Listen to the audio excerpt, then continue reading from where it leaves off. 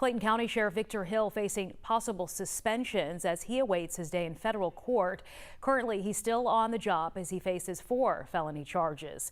Prosecutors accuse him of ordering employees to strap 4 county inmates in restraint chairs for hours at a time as punishment.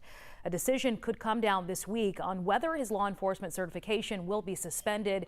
That would limit his ability to perform some duties, but wouldn't remove him as sheriff. Still, the governor could decide to suspend Hill from the sheriff's office altogether until the case is resolved if a review commission recommends it.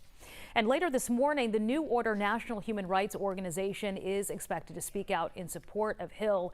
They sent us this statement saying, in part, quote, to charge the first Black elected sheriff in that county with multiple felonies for illegal and commonly used law enforcement restraint chair is beyond comprehension.